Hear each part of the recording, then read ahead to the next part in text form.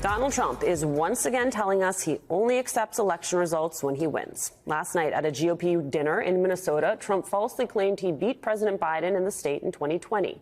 Quick fact check. Biden won Minnesota by more than 230,000 votes. Trump's Midwest campaign stop came on an off day from his 2016 election interference trial in New York. The trial proving to be a pilgrimage of sorts. This week, Republican House members skipped out on their day job to show fealty to a criminal defendant who just, happens to be running for president. Even House Speaker Mike Johnson joined the flock, parroting Trump's lies and attacking the American legal system. Joining us now, former HUD Secretary and CEO of the Latino Community Foundation, Julian Castro, and special correspondent for Vanity Fair, Molly-Jean Fast. Both are MSNBC political analysts. Good morning, my friends. Good morning. It's New York, New York. Here we are. So good to be here. I have a question for you, Molly. So after this week of shenanigans by Republicans coming up, on the train and, spending time with dear leader, what was your takeaway when you juxtapose that from the drama outside the courtroom with the drama inside the courtroom and the politics that the Republicans were trying to spin about Donald Trump sitting there with Michael Cohen nailing the case?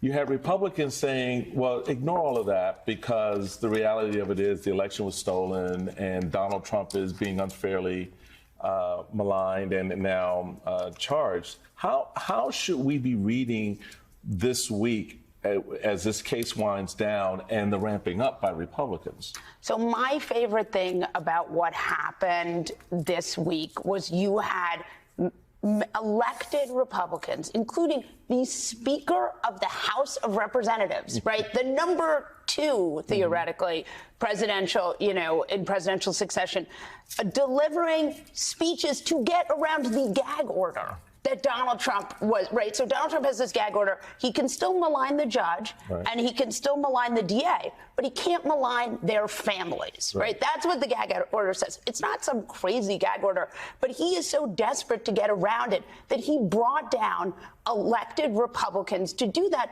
to his criminal case, which is him testifying. And by the way, a lot of the case this week was him and an adult film star sort of arguing about whether they had had a sexual encounter while his third wife was recovering from birthing his fifth child. So I'm sorry, the party of morals and values, law and order, what is happening? Simone. I wrote about this for MSNBC.com this week. Well, it was two things, but for MSNBC Daily. But I just, it is a grotesque unraveling, I feel like, of our separation of powers. It is literally like as many middle fingers as you can find to the founding fathers, because what we saw, in my opinion, and Secretary Castro, I'm very interested in what you think, but the Speaker of the House of Representatives standing, to be clear, this trial wouldn't even be happening if Congress had not exercised their duty as an independent body to hold the executive accountable, right? Because Michael Cohen went before Congress, not because the president asked him to, but because Congress said we got to do our job. I digress. This is not politics as usual. This isn't business as usual. This should be, as Cornell Belcher put it, like this is a moment. This is an unraveling of our separation of powers, like right before our eyes. The Speaker of the House debasing himself, bending the knee. You know what happened when Ned Stark bent the knee? He got his head chopped off anyway. Well, you'd hope the voters would do that in this case to the Speaker, to Trump, or somebody. Look, I mean, metaphorically. That's right. At the ballot box. At the ballot box. I mean, it's so fascinating. It is a perfect example of where Republicans right now put their priorities, going down, showing up, and trying to defend or speak for Donald Trump at a trial that involves his affiliation with a porn star instead of doing the business of the American people. They only have a 2-vote majority, basically. They can't lose the 12 people that went down there the other day to stand up for Trump. And so basically what they're telling the American people is we don't really care about doing the business that you sent us here for. What we care about are being mouthpieces for Donald Trump. And yeah, I spent some time in politics, and Michael, you did too. You only do that when you think you're going to get political gain somehow out of it. Some of them are there because they think they're going to be Trump's VP. Others are there because they're deathly afraid of the base that he commands, and they don't want to get a primary challenge. Whatever the reason is, they're not there because they honestly want to do the work of the American people. They don't care about that. Maybe people think we're making it up. In case you missed it, please let's hear these members of Congress defending for the former president of the United States outside the courthouse. Please, let's play it. We're here of our own volition because there are things we can say that President Trump is unjustly not allowed to say. This is a corrupt judge. These are corrupted witnesses. This is a corrupt prosecution. We're seeing today what lengths the Democrat Party will go to try to rig or steal another election. They tried to do it in 2020. They're doing it again here in 24 by trying to keep the nominee off the ballot, by trying to keep the nominee from campaigning. President Trump is not going anywhere. He's coming back for another 4 years, and we are not going anywhere either. Secretary, I'd be remiss not to note that you were clearly sartorially inspired by all of the red ties that you saw this week from the red tie brigade. I deliberately stayed away from Every time I wear a red tie, somebody on Twitter or somebody types in, why are you wearing a red tie? It's a beautiful color. But There you go. Here's the thing that I think is interesting, in addition to your point about the gag order and the way they're trying to skirt that, is they were supposed to be, a bunch of these folks, in D.C. at a sham hearing in the Oversight Committee over Merrick Garland and the release of audio tapes from Special Counsel Bob Hur interviewing the President of the United States that is like, it's not going anywhere. They then say, sorry, guys, we can't show up at the appointed time because we need to go to New York, but we'll be back at 8 p.m. And then the chaos that we all watch from MTG ensues. So it's like, it's all part of a whole. The chaos is their mission here. Yeah, I mean, it's become 100% theater. It's one sham hearing over here in D.C. or their sham showing of a legitimate trial in New York. I mean, that's what the Republican Party today has become.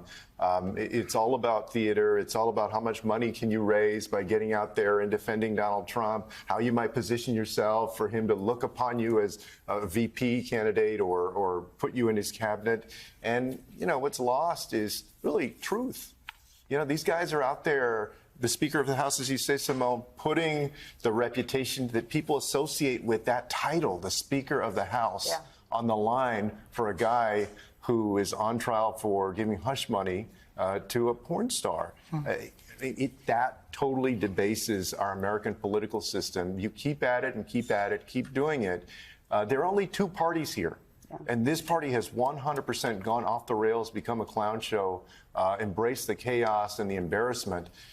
You know, the other party that is trying to be serious and substantive, how long can you hold up the world, basically? But even that serious party that's trying to be substantive can get dragged down into the clown show. And so I want to play for you, Molly, a little bit of a mashup of the MTG oversight sort of dance that turned into something other than crazy. Do you know what we're here for? You know we're here about AG. I don't think you know what you're here for. Well, you the one talking about. I think your fake eyelashes are messing up. No, ain't nothing. Hold on. Listen. Order. Mr. Chairman. That's beneath even order. The screen agrees to strike her words. I believe she needs to apologize. No. Perry, okay, hold on. Then after Mr. Perry's going to be recognized, then Ms. Green I'm not has 4 minutes and apologizing. 21 Well, seconds. then Okay, you're reserve not the right to striking your object. words. I am Mr. not Perry. apologizing. Now let's go. Come on, guys. Ms. Crockett. I'm just curious, just to better understand your ruling. If someone on this committee then starts talking about somebody's bleach blonde, bad built butch body, that would not be engaging in personalities, correct? A what now? My favorite moment was Comer trying to figure out what on the beach, blonde, bad built.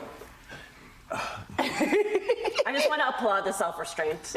Yes, yes, I am. Where do we go with this? I mean, because this is the rest of the year, folks. Right. This is the rest of this Congress. If you're lucky. If you're lucky, this is the rest of this Congress. I think the top line here is when you've lost James Comer right? James Comer, who is by no means a normal Republican, was even like, MTG, what are you doing? Look, the fact that this oversight committee took place at 8 p.m. because they were in this criminal trial should not be, and they have worked really hard. Remember, they started a committee, the weaponization of government, these Republicans. So we know where they're trying to weaponize the government to go after Joe Biden. And what I think is pretty interesting is that it hasn't really worked, right? You've seen... because there needs to be some there, and there's no there. Right. Substantively, you've got to have something that you can make the case with. And part of the problem, whether it's, the impeachment of Joe Biden, the impeachment of Mayorkas, whatever it is, substantively, it has never been there for these Republicans. So to your point, Mr. Secretary, it becomes a not just a clown show, but one that is ultimately destructive to the process, which again is sort of the end game here to deconstruct the administrative state. One way you do that is in a hearing of the Congress. Yeah, one of the things that was so fascinating about those couple of moments, and one of them that we just showed was, you've been in politics, a lot of times that collegiality, or at least outside appearance of, hey, everything's fine, we get along, even if you're, trying to knife somebody in the back in your politics outside of that. This is another sign of the breakdown of our political system and process, that you have these folks now more outwardly, openly going at each other like that. Yeah. This is the kind of stuff that even so you see in other countries, you're like, oh, what in the world is going on over there? But I tell you, I think to most folks that looks like, oh, that's just another spat. That doesn't happen among colleagues that often, even among colleagues who are of different parties. It's descending further and further down, and that was one example of it. I just want to be clear that I think that it was Congresswoman Marjorie Taylor Greene that is the reason that we're at this point right now, specifically on the Oversight Committee. James Comer has allowed this to happen. No one popped her back and said, we are not doing this here. Not one senior Republican on that committee. And so I think that I wouldn't have responded the way that the Democratic members responded. A very powerful, would-be powerful white man told me to shut up on national television once. And I decided to make that title my book, okay? But I had to respond in a way that allowed me to keep my job. But I applaud the members for defending themselves. I wouldn't have defended myself that way, but that's neither here nor there.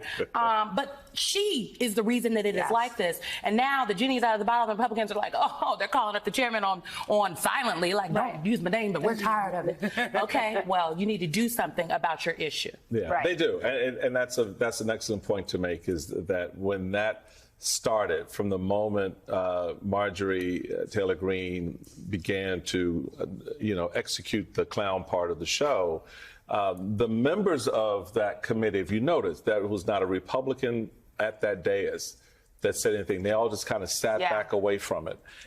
And that tells you everything you need to know about where the GOP, in my view, is right now. So there are new calls for Supreme Court Justice Samuel Alito to recuse himself from Donald Trump cases. The chair of the Senate Judiciary Committee, Dick Durbin, says, quote, flying an upside-down American flag, a symbol of the so-called Stop the Steal movement, clearly creates the appearance of bias. Justice Alito should recuse himself immediately from cases related to the 2020 election and the January 6th insurrection. This is in response to a New York Times report that an upside-down American flag was flown outside of the justice's home days after the January 6th Capitol riot. Ranking member of the House Judiciary Committee, Representative Jerry Nadler, joins us now here at the table. Welcome, Congressman. Congressman, so good to see you. So, good to be here. Part of what is interesting to me is not that this happened, but Alito's response to the New York Times, saying in an email, quote, I had no involvement whatsoever in the flying of the flag. It was briefly placed by Mrs. Alito in response to a neighbor's use of objectionable and personally insulting language on yard signs. But he does not deny that the flag was flown as a show of support for Stop the Steal. Yes, nor does he deny that it was there for several days. And that tells me that it was okay with him. If it had been flown for a couple of hours and he found out about it and said, take it down, that might be a different thing. But it was flown for several days. He should certainly recuse himself from any January 6th from any case relating to President Trump, because he's associated with the Stop the Steal movement now, whether he wants to be or not. And Justice Thomas should also recuse himself for the same reason, because his wife was a noted protagonist in the Stop the Steal movement. And you're supposed to, as a judge, you're supposed to avoid not just impropriety, but the appearance of impropriety. This also shows the necessity of an enforceable judicial code of ethics. There is for the Supreme Court, there is an enforceable judicial code of ethics for every federal judge other than the Supreme Court. Supreme Court Chief Justice Roberts promulgated a code of ethics, but it's totally unenforceable. So to your point, Congressman, you had Hakeem Jeffries making note of that and saying what Democrats are prepared to do should they take control of the House. Let's take a quick listen. We do need oversight of this Supreme Court that has undermined freedom in many instances, including a woman's freedom to make her own reproductive health care decisions. And there have been several documented instances of seemingly corrupt behavior without any consequence. At minimum, in our system of checks and balances, with separate and co-equal branches of government, it is Congress's responsibility to engage in responsible oversight over the judicial branch. So it's long overdue to bring the Supreme Court in line with the rest of the federal judiciary. How does that look in your view? And what can we, or what should we be saying now in this space instead of waiting until next January or spring? What should the messaging be coming out of Congress about what we're hearing coming out of the Supreme Court? Well, the messaging right now, I mean, we should certainly enact an enforceable code of ethics. The messaging right now should be that both Justices Alito and Thomas, who are involved in one way or another, or at least an appearance in the Stop the Steal movement, should recuse themselves from all cases involving January 6th, involving Donald Trump. You've got the immunity case, where they both should recuse themselves. They should have recused themselves on the Colorado 14th Amendment case, but they didn't. I think it's also very interesting that they turned around that Colorado case to the advantage of Donald Trump very quickly, whereas the immunity case, which should be an open and shut case, they refused Special Prosecutor Smith's request that they skip the Court of Appeals and take it up. And then, when they did take it up, instead of doing it quickly, they scheduled argument for the last day of the argument term, April 25th, and they'll probably not get a ruling till the end of June, beginning of July, the last week of the term. And they're almost, and from the questions the justices were asking, as I said, there should be an open and shut case. If the President of the United States, you know, they seem to be trying to look and see, make a distinction between official and unofficial acts. That's ridiculous. If the President of the United States officially ordered SEAL Team 6 to murder his rival, he clearly would not be or should not be immune from that. So there's no distinction between official and unofficial acts, and no court has ever even hinted at that until now. But it looks like they're going to try to do that to favor President Trump. This looks like a court majority that is totally in the tank for Donald Trump. You know, lots has been made about Justice Kavanaugh, Amy Coney Barrett, again, the justices who Donald Trump himself put on the court. But it seems to me that the justices that are most concerning and most dangerous to the unraveling of one of the key pillars of our institution, that is our democracy, our democratic republic, are actually Justice Thomas and Justice Alito. And I mean, kudos to the neighbors that came forward so we even know that this happened. But this is a dire moment.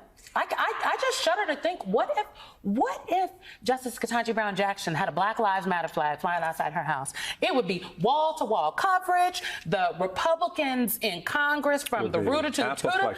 Oh my goodness! It would be like, we need her in here right now. It feels like there's a little uproar about this, and by Monday we won't be talking about it. And can I just underline something? That is especially scary given the docket that this court has. Given the docket this court has, it's especially scary. And but you know, look at some of the other appointees of Trump too. All three of them. And remember how one was stolen by Senator McConnell, in effect. But all three of them, when asked about Roe v. Wade, assured the Senate that is settled law, it's settled precedent. They all but swore that we're not going to overturn it, but of course they did it the first opportunity. So none of them have clean hands. None of them have clean hands. And again, we need, I would say we need two things. We need an enforceable code of ethics, and we need term limits on the Supreme Court, which is a bill I've introduced.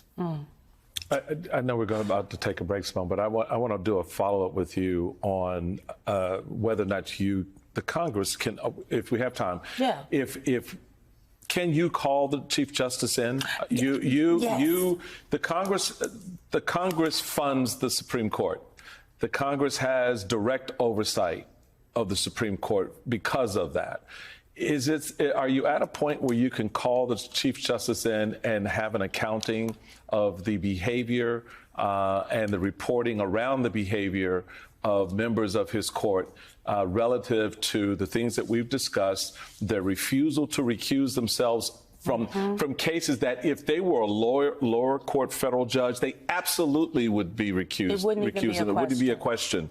So why is this Supreme Court allowed to behave uber law, above the law, above the ethical requirements that every other federal judge in the system is allowed? And that would, for me, would be worth having the Chief Justice come in and explain. And I'll add one more thing on top of it, sir.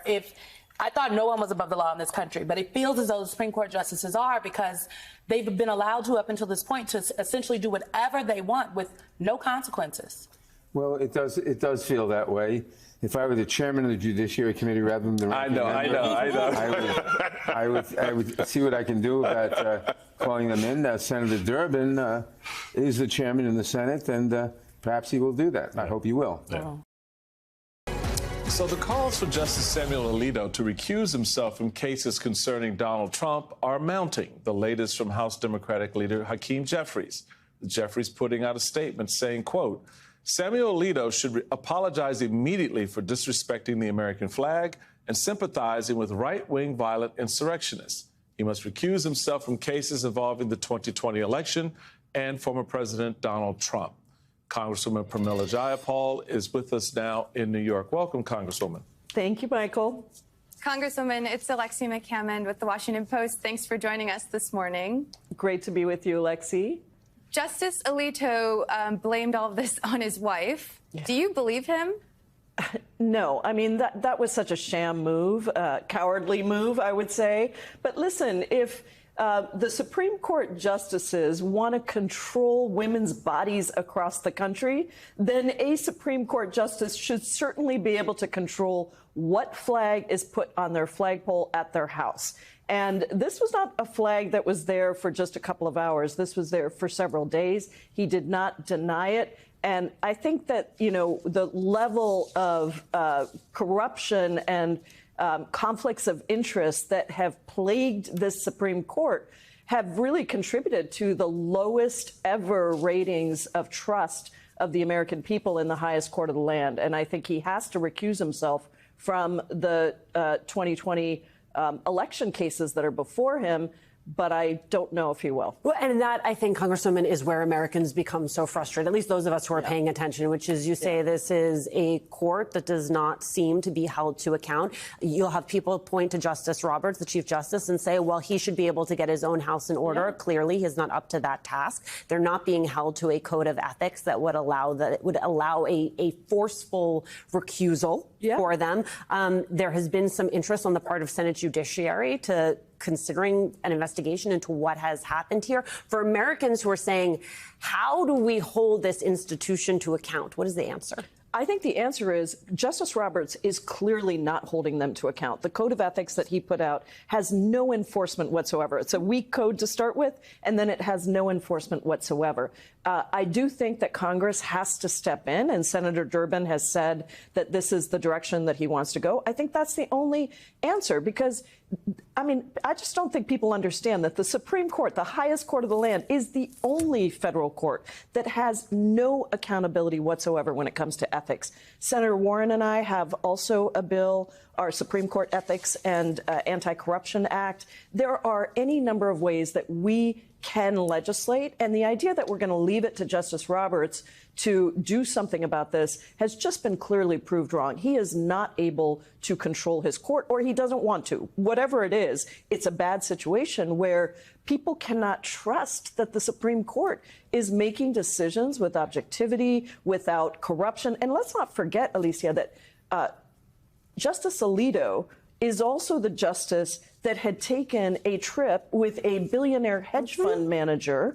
And that hedge fund manager then had several cases before Justice Alito, similar to Clarence Thomas, same situations where you have spouses who are involved in the 2020 election. Ginny Thomas much more clearly so, but now with this flag incident at Samuel Alito's house, you can't just say, look, that was my wife and I'm still fine to deal with this. This is absolutely improper and undermines the legitimacy of the Supreme Court. Most importantly, hurts our democracy when these cases come up because these people are clearly biased. Michael, can I just ask you real fast, can you imagine the uproar there would be if Justice Ketanji Brown Jackson flew a flag upside down outside? Can you imagine if Justice Sonia Sotomayor deigned to show this type of disrespect to the flag?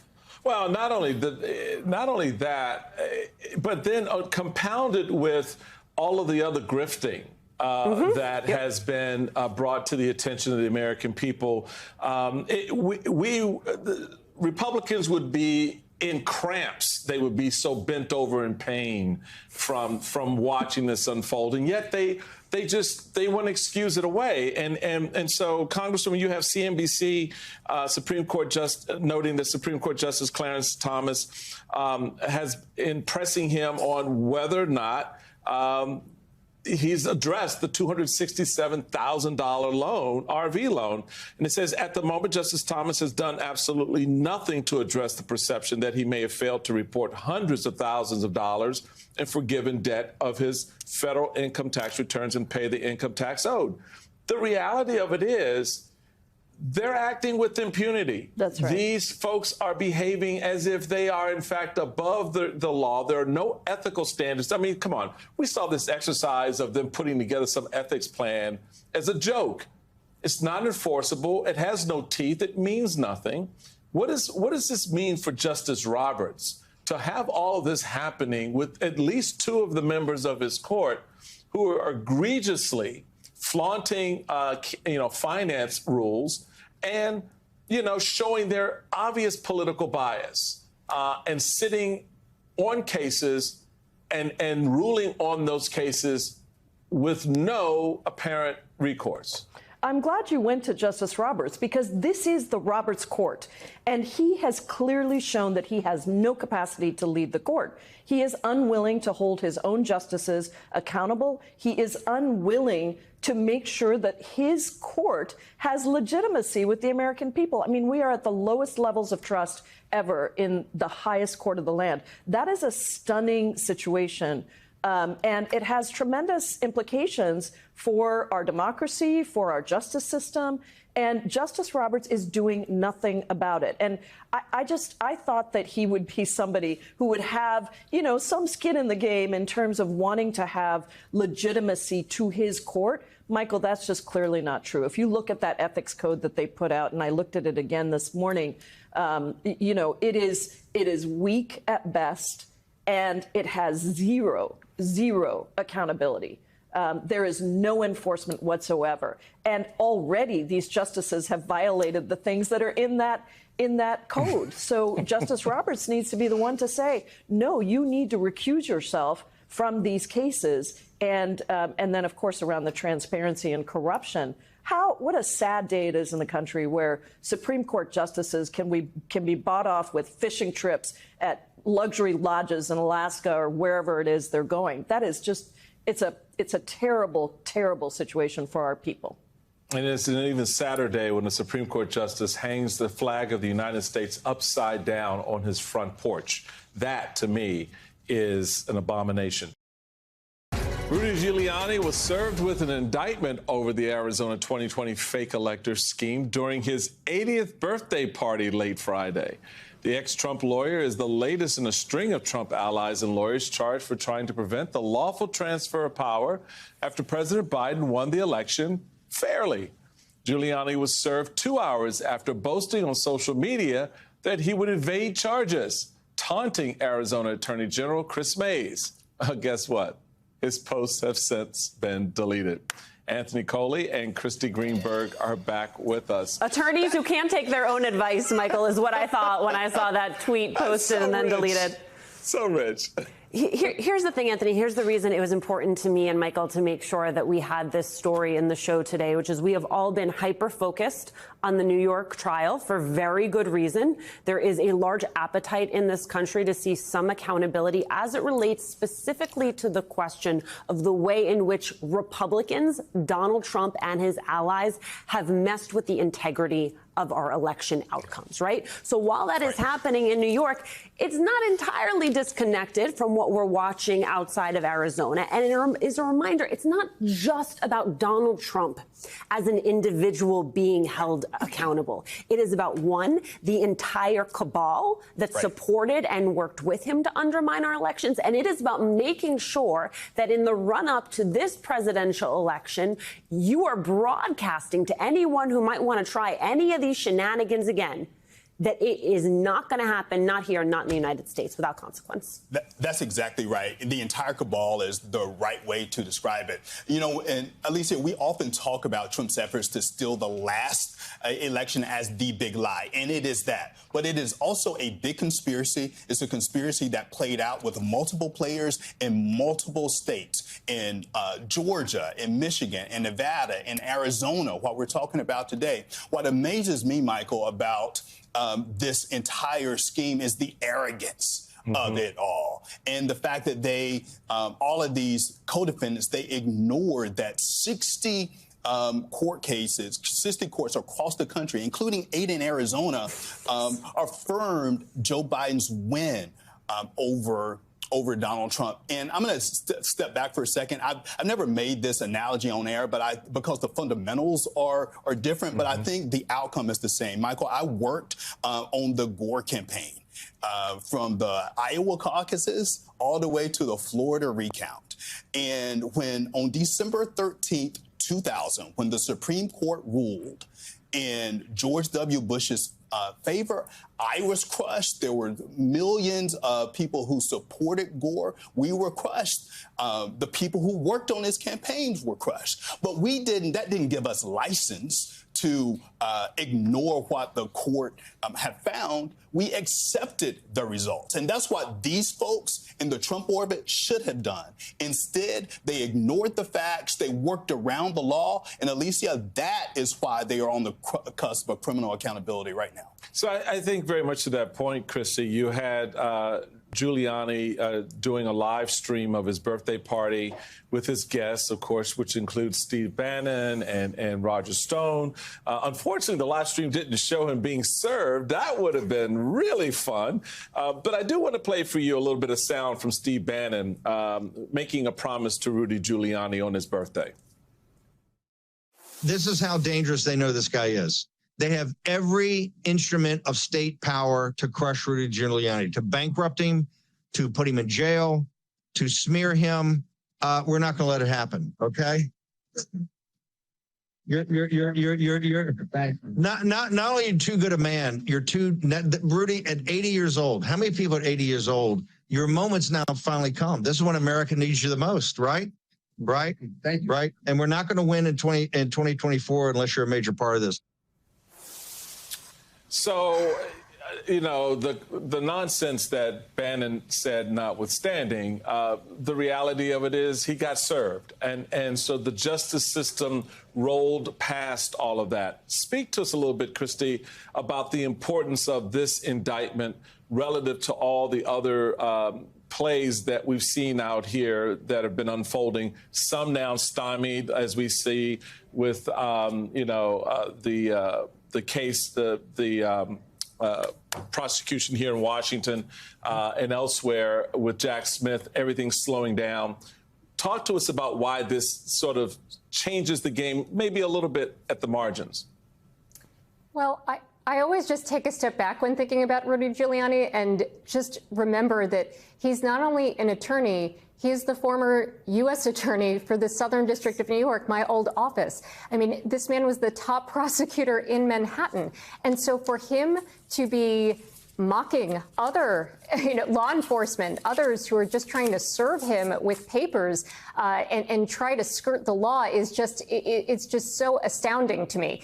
Look, he has now been charged in Georgia in connection with similar fake elector scheme there. Now he's charged in Arizona. He has come up in this New York case as the person who is trying through his good friend Robert Costello to establish a back channel to Donald Trump.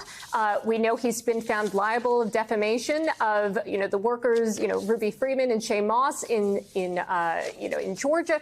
I mean, it just, his legal troubles just keep mounting. And at some point, as Lisi said, there has to be some accountability. And again, I think Arizona is just yet another step towards that accountability.